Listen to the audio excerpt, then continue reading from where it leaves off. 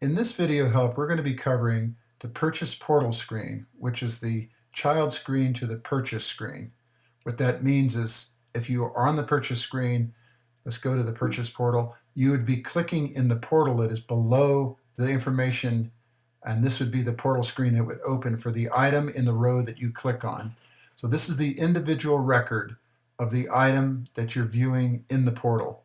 You can do a find in this screen where you cannot do it in the portal for the item that you're looking for. As an example, why would you be looking for this item in here?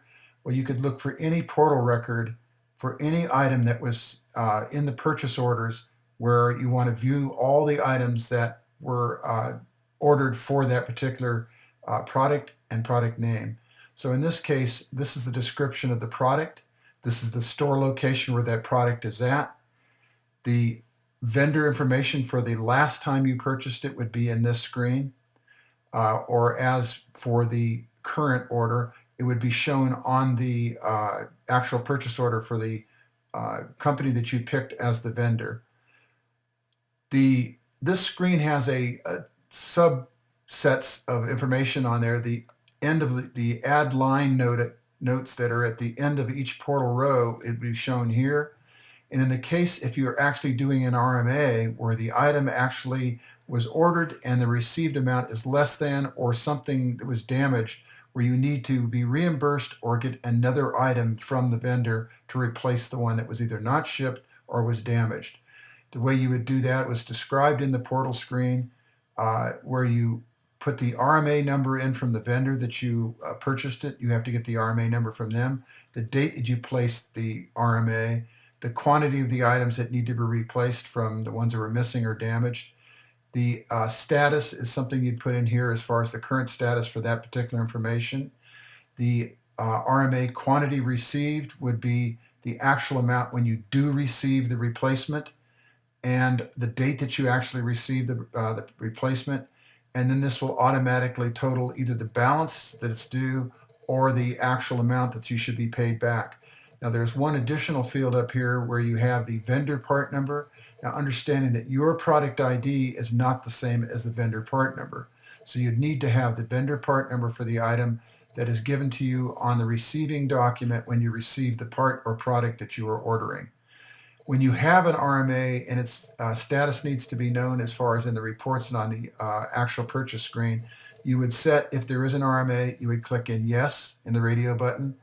Once the item is received, you can put done if it's the part or product is received, and then you can make a note on the individual status of that thing as it's being replaced or you're receiving funds back for it.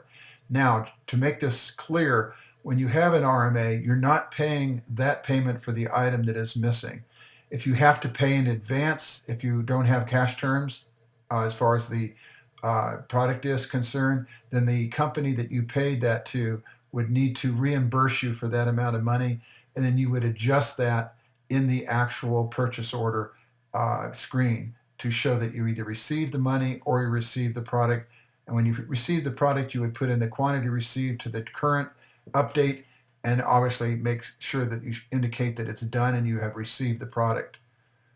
No would mean if you are not going to do an RMA and the product that you receive will be given to you in a credit where the vendor just automatically credits you for the damaged item. Then you would say no, but you would make notes to the RMA down here in this screen saying that it was not received for the reason of. And then over here on the line notes for the actual line note in the actual purchase order, you would put that you're going to receive a replacement for it. And when you do receive the replacement, or if they're going to give you a cash refund, then you need to make that line note in the actual purchase order. The last thing is the purchase history.